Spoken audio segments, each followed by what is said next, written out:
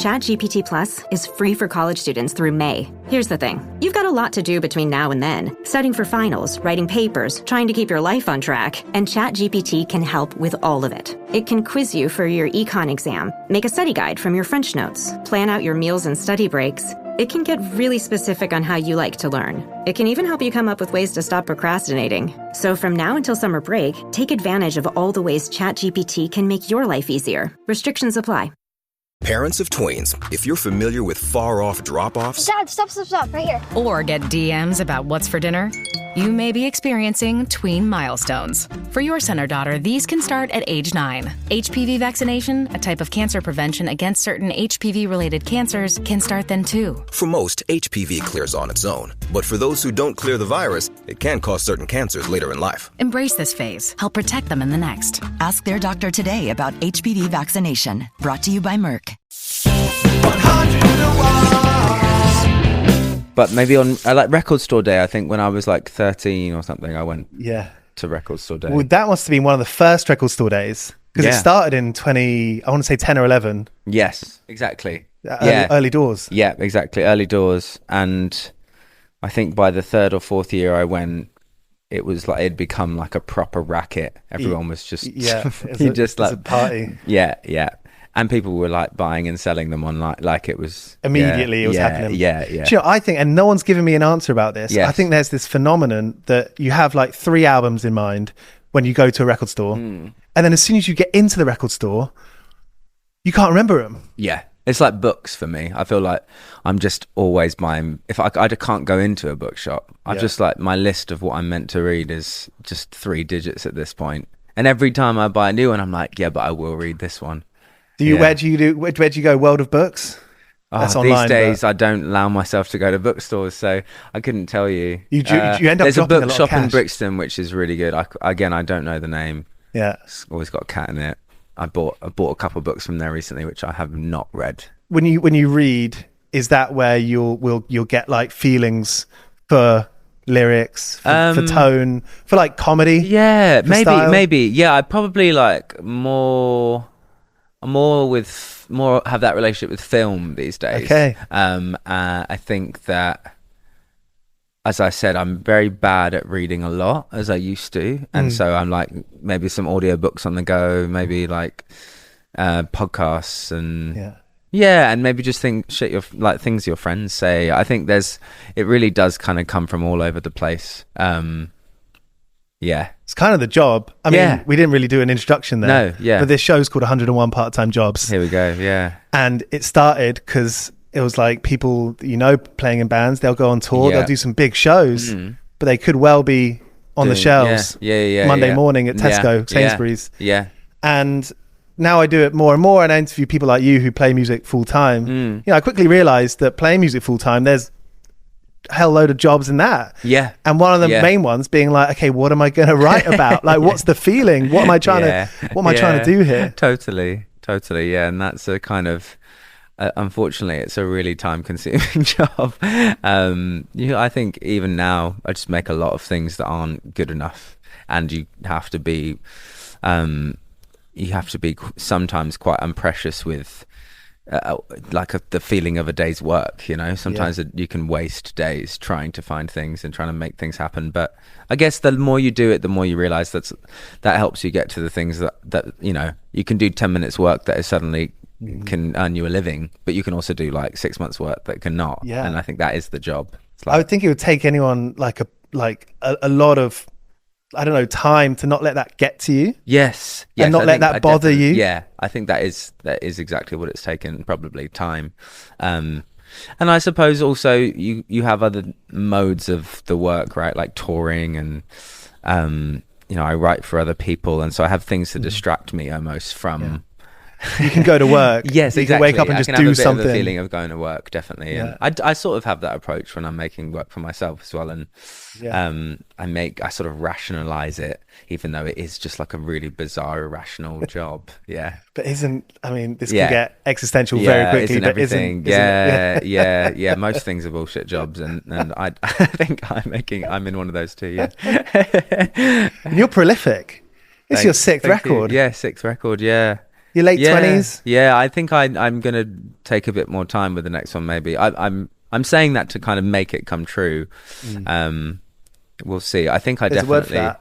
You're manifesting. You're manifesting it. Yeah, that's it. It's flown by. Really, I really like making things and then putting them out. And I think I probably was. I was always incredibly eager for there to be like a lot of things I've made. I think these days I feel less precious about that and more just I want each thing to be hopefully quite good. So I'm just trying to, be very intentional with that and know that I kind of think at this point the world doesn't need another me record unless it's really good. So that's kind of how I felt with this one. It was just like I'm going to spend loads of time on it and make it, hopefully make it good.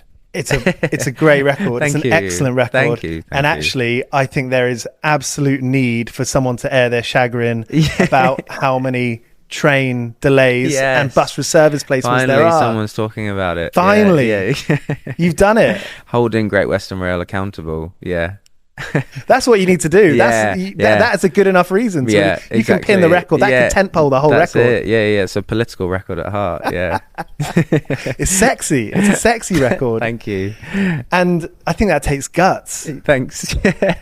Yeah, I think I felt when I started to write some of the lyrics for it, I thought like, oh God, it's like it's the British thing in me or whatever that's just like, don't talk about the intimate side of your life. But it did feel like the most interesting thing I could talk about. And and I think the most unlike past music I'd made. And so I just think it felt like exciting in a kind of scared of it way. Yeah. Imagine that feeling is almost like that's the buzz, that's the fizz. Yes, totally. You're scared to put it out. Yeah, totally. I think it is important. I think, I definitely think countless people have probably said that right better than I have. But I do think that is part of the line is like, is it on the edge? When you start going to the studio, you're writing for yourself or you're writing for other folk. I mean, will you have something in mind, or do you start every day like a fresh slate, canvas? I feel like it's one continuous day, maybe. Like I think I have lots of bits that that come to mind at certain points in my life that I'll just keep around for a couple of years, and it might be that like I took a flight and then suddenly looked through my voice memos from 3 years ago and was like, oh, I forgot about that. And I think I do let part of it be random. I think once I have the beginnings of something, I am probably more intentional with like, okay, now I feel like the first 80%, what's the saying? It's such a like, I don't know, it's such a self-help book saying, but it's like the first 80% takes 20% of your effort. The last 20% takes 80% of your effort. And I think that I definitely feel that. I think starting stuff is really fun, but like finishing stuff is where you kind of have to be the most regimented. Because I imagine the first half of it is almost like an accident. You could be having a conversation and exactly. There's like a profound moment. Exactly. It can't come from nowhere. Totally. And there's no pressure, right? Like other than the pressure you put on yourself, I guess. But once you have something that's vaguely good, it's like, okay, I can't mess this up now. Yeah. I mean, it's probably the hardest time it's ever been for I mean, it's probably the hardest time it's ever been for musicians in a lot of ways, because I feel like the £50 support fee has stayed the same. Yes. People are looking at the same like outline. Like everyone's looking at Instagram and YouTube. So totally. They're looking at the same sort of layout. How do you make something different? How do you make something that stands out? Totally. Where's your mind at with that stuff? I think I have a really mixed view of it. I think that the like access to market is so much more open than it was for musicians in the 70s, right? And I think that's like a beautiful thing. I think it's amazing. It's accessible. And like the fact that like any kid from anywhere can put out a song or get a record deal from like just having a phone and a voice. There's something weirdly amazing about that. There's not something as pure about it as, like someone having to like build up a live career or like make a demo tape.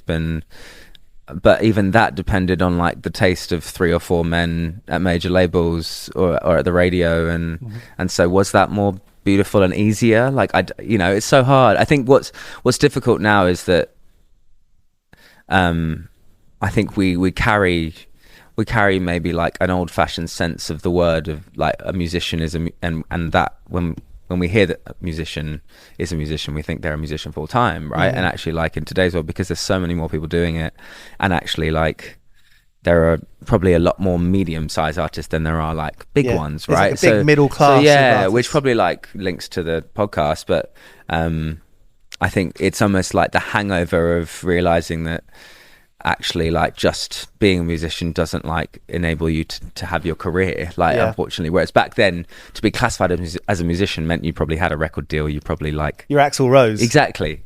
So it's a really different time, and I think there's good sides and bad sides for sure. And you've like grown up with it, you know, writing from an early age, and you know, those formative years, 18, 21, 25. I mean, in a way you've had a lot of chance to think about it and get existential and be like, okay, what am I doing? I definitely think starting younger helped, you know, when moments of failure happened, as they always do for everyone, you know, like being dropped or whatever at 21 and just actually being able to make another record myself and still have a chance at like having a second wind of sorts or another career. And how did that happen? So I put out my first record, exactly, and then it sort of just went our separate ways, different visions, which and I wasn't huge, and all of those, you know, and naturally it just, you know, and then I sort of threw out a second record. I started a second record in my bedroom with the money I had left over, had a very finite amount of time to like give it another go, and I felt very lucky in hindsight that happened, because it made something that then connected with people in a different way, because it was probably more from it was more just like, in my mind, it was like my last stamp or something, which was quite a good attitude to have, rather than this like quite entitled view, which you maybe have when you're signed, of like, I'm going to be doing this for 20 years. And it's like, you're just, it's no guarantee of anything. Is rock bottom too big of a word? In a way, well, I felt pretty much at the bottom I didn't feel great, but I felt like, weirdly, it was really freeing to be low like that, and to be kind of like rejected, to feel rejected. I think I look at it as a really precious place to build back up from. It's kind of like when I was like heartbroken at 18 or whatever. I think from 16, 17, 18, like, you know, I had a first girlfriend, and you have that attitude of like, well, I could have anyone, you know, like you get like intoxicated by being desired, and actually what everyone needs is like that knock. And I had that knock and kind of just became a normal person again. And the same thing happened with music. I got really lucky. It's good to be devoed sometimes. It is. Yeah, it's a really important thing. And it's especially nice when it happens like early on in your life, and you can like build back up from it. Because it is just a reality that is going to happen at some point. And still, I mean, 21, I mean, you still had such a, between then and now, there's still been quite a long road. Yeah, it has, put out maybe 5 records since then, and I mean, that is prolific. I mean, thanks, that's pedal to the cat. Isn't it? It's sort of just the rhythm I started. It's hard. I often feel like I don't think about it too deeply until I maybe sit in situations like this, and someone's like, "That's a lot," and you're like me asking you about it. No, as in like, I think, in my perspective, though, you know, I think there were bands that were doing like bloody 2 or 3 records a year, you know, or even Guided by Voices, exactly, or King Gizzard or whatever. Like, you know, there's people who just put out crazy amounts of records. So I don't feel like I'm insane, but I'm also I don't know. I don't have an answer. And writing for other people. I mean, I feel like maybe over the last 5 years, maybe it's just my perception or what I read, but you do read more and more about how, you know, it's not just the Ed Sheerans that you read about writing for other people. It's quite a normal thing to do. To write for other people. Make a bit of cash, but also do your thing. Go to work. For me, it was just plainly like another opportunity to like write songs and not have it be about the self. You're like not the boss of your own room of which you kind of, when you're an artist, you sort of are really, and like every decision lives and dies by you. But with with the writing for other people, I actually just also accessed a sense of community and social life in my work, which I had never had. Solo songwriter, it's quite lonely. And I had made, you know, at the beginning I would like, and I still most of the time make records on my own, and if there was a producer, I'd spend 2 weeks with them, but then just be back making work by myself. So it was, it was, and it has been still such a pleasure to like, dare I say, make friends through the process, you know. Like, it's really nice. And that's cool. Who are the standouts? Recently I've made a lot with Tom Mish and Celeste, and done some stuff with Joy Crookes, and all become friends, and it's lovely, really. Did you write anything on Joy's new record? I did a song called Mathematics. It's come out. Which Kano. That's a tune. Which is great video. So good. Oh, cool. So how did that start? It started maybe 2-3 years ago. We went to some kind of remote studio. I can't tell you where it is. Not because I have to kill you, but just because I actually forgot. And then I sort of got sent it a couple of years later with Kano on it, and I was like, that is so funny. I'm just like, I feel like the littlest, whitest boy from Reading just having like a Kano cut is insane. But we live in this kind of time of like of great guitarists. Yes. Like McGee is probably obviously in the mix there, but there's lots of great guitar work going out there, and different types of sounds and kind of chord progressions that are interesting. Yes, totally. That's your world. Yeah, totally. You can do that. Chords. It's all about chords, right? Do you ever get? I just got myself a flying V, and so I'm not playing many chords because I'm in my friend's wedding band. Oh, okay, yes. And so I'm just doing a lot of. Okay, you have to explain to me what flying V is as a piano player. Like a flying V guitar. Oh, okay. Yeah. Right. Why can't you do as many chords on that? Well, you can, but it's just like, it sounds cooler. Okay. Right. Do you not play guitar? Not really. I play a little bit. I thought you did. Yeah, I have a lot of guitar on the record, but I still don't see myself as a guitarist. Most of the good guitar playing on the record, I got someone else. Yeah. I've got a friend to do that. I wrote the songs on the guitar, but I most of the time I'm just doing like very... I mean, I'm making it sound like I'm awful. I'm not a great guitar player. You're a great piano player. I saw you like stood up the other day, and I was like, that takes actually quite... That's a pro move. There was just one small moment where I stood up, but I think because I put it online, I've had a few friends be like, wow, you're playing standing up now. I'm like, no. Do you speak with your pals about basketball? What's one of the worst jobs you've had? What are the jobs that you've done? Okay, so the jobs that I've done are...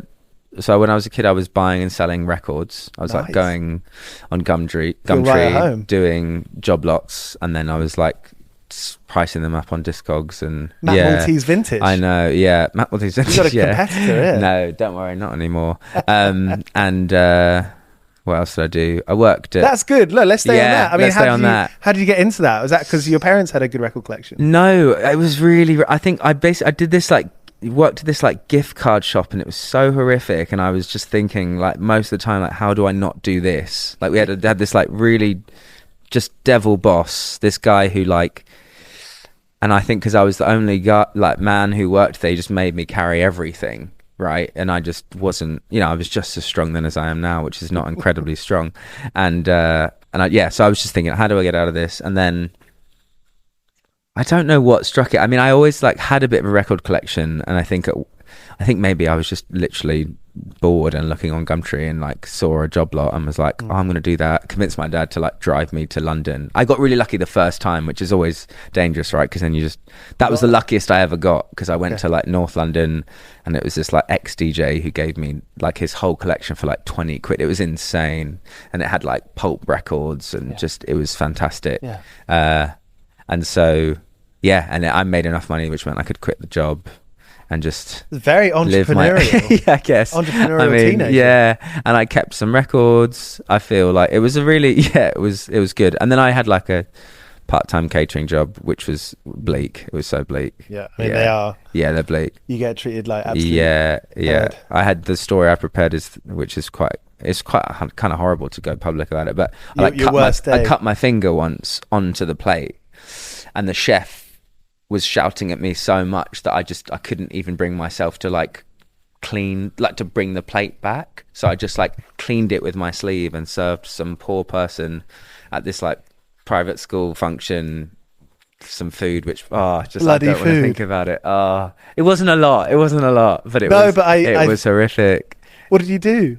I tried to not make a deal out of it. I wiped it with my sleeve, and then I just served it to the person.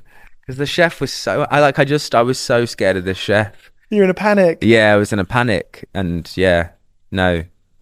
I mean, those kinds of situations are kind of like enough to make you so determined. Yeah. To do something else. Totally. So maybe it's a good thing. Yes, exactly. No, I definitely think like some jobs are really good motivators, aren't they? And then after that, it was like you were playing music by then. Yeah, I started playing music. I went to a music college for like a year, and I worked at this cafe. It was like a yoga cafe. Yeah. It's actually really near here. Classic. Yeah, classic. And that was probably last job I had out of the music. Pushed you over the edge. It pushed me over the edge. Yeah. No, I think I basically almost got fired because I was like playing my own playlist. Like I wanted to but yeah. When things like that happen, yeah, it's just like, I'm a fucking adult. Yeah, I know. Don't treat me like that. Yeah. I think that's one thing I've learned actually. Yeah. I think I learned it way too late. I learned it in my late 20s. Yeah. Which is only like 5 years ago. And it's like, oh, actually, you can just be yourself. You should try and be yourself. And I know that's such parental advice. No, it's But true. if you don't really see a reason to... Yeah. It's hard. I think the world doesn't let you think you can stand up for yourself sometimes, Totally. And I think it takes a lot of guts to actually be like, no. Yeah. I think that's why it's interesting hearing from artists. Because it is a radical thing to do. Yeah. You're going out on a limb. Yeah. You've got to be pretty determined. Yes. No one's telling you what to do. No, totally. Yeah, it's a shot in the dark for sure. And it's a job with no floor really, but also no ceiling, which is kind of what the appeal is, right?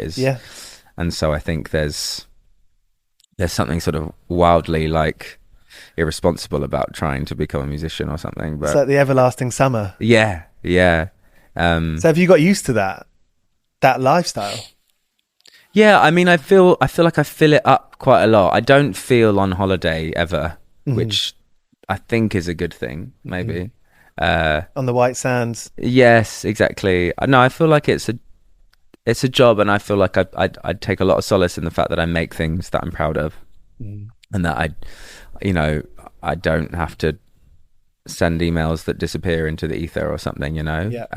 But there's a lot of admin and sides of the job that aren't enjoyable, but that's like any job, I think the farce is to think that once you're doing it, it's just all going to be magical, because it's, there's just going to be good bits and bad bits. You got to go to the post office sometimes. Exactly. You got to go to the dentist. Exactly. Yeah. When was the last time you got your teeth checked? Maybe like 2 months ago. That's pretty good. Yeah.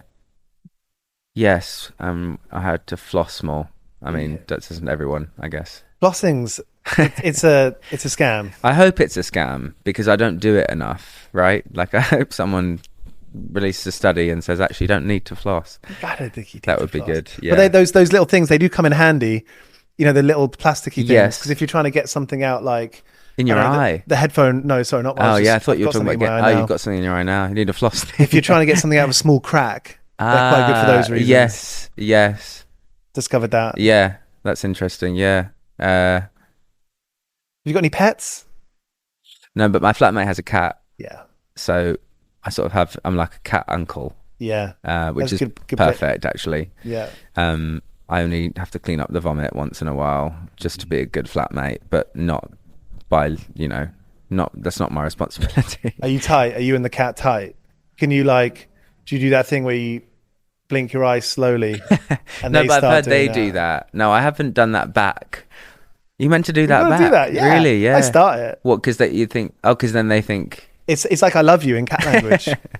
I can't buy into that. Is that actually true? Yeah. That's insane. Yeah, definitely. Yeah. And there's loads of great videos, like if you put some tin foil behind a cat, it'll fucking jump 5 meters high. I love cats. Yeah. I didn't really like cats before. I lived with this one, and then it just changed my life, really. It's just, yeah, they're great. Having housemates and living in flat shares, I mean, that's sort of the only way people our age can live in London, isn't it? Yeah. And even that's hard for some of my friends and whatever, Yeah, I mean, we're like the upper class at this point. Yeah, very, very fortunate. I'm really fortunate to live somewhere I like, and to have, space and a bed that you can walk around now. Those are big steps. Still don't have one of them. Yeah. Well, on one side, yeah. Yeah. So yeah. No, it's it's funny, isn't it? You're going to be able to spend much time in London this summer, because there's nowhere like London in the summer, is there? I know, right? Yeah. I was saying how I was in America recently, and I was just like, half the time I was just pissed off I wasn't in London where the weather was finally good. All the work you've done for this weather. Yeah, and it's going to go next week. Yeah, I know. No, it's magical. I think it's in the summertime, London is just the best place in the world. Which festivals are you at? This summer, not playing many, actually. I'm doing one in the US and another one in September in the US. I think it'll mostly be next summer. So I might go to a couple this summer. I don't know yet. I'd like to go to End of the Road. It looks amazing. End of the Road, quality, Green Man. Such a good, and I'd like to maybe go for like a day to Glastonbury. I don't know who does that, but Well, you might get good because then you get like, hopefully the train carriages aren't too mad. Exactly. So that's a good reason to do that. Yeah, and I'm a bit of a bad camper. I just don't like it that much. Same. Yeah. My back just goes after a night. Yeah, I can't bear the temperature change. Yeah, because in the morning, like... Yeah. Primavera Sound looks good. It does, yeah. Always looks good. It does. I'm just not going to another country for a festival, I think. It's like going to a stag do. If it's a stag do in a different country, I'm not going. No way. Too expensive. But it's a good lineup, isn't it? I don't know. Yeah. Hey, good to chat. Yeah, lovely to chat. It's a great record. Thank you. It's really lovely. Thank you. If there's one thing you want to do with it, this year, if there's one thing that you're like, if I tick that box, tick that goal, is there one? Have you thought of I think probably it's linked to the tour. I'd love to just do a live show and put together a live show that does it justice and that feels like the best thing I've ever done. So that's really the simple intention for this year. Is it oboe? What's the woodwind on the record? Yeah, loads of clarinet, a little bit of flute. It's an amazing sound. Yeah, it's so warm. I love that sound. And there's like a fake kind of mellotron clarinet sound as well. It's basically the woodwind record for sure. Yeah. Well, if you need someone with a flying V guitar, yeah, you're the guy. But no chords. Yeah, no chords. Nice one. Thank you, Matt. Thanks so much. Cheers, man. Hey, we got on. Knuckles. Cheers for watching. This is 101 Part-Time Jobs. You can find us on Apple, Spotify, and all podcast apps. We've done interviews with Aurora, Kneecap, Idols, Lauren Maybury of Churches, and loads more. So tap into 101 Part-Time Jobs on Spotify, Apple, and all podcast apps.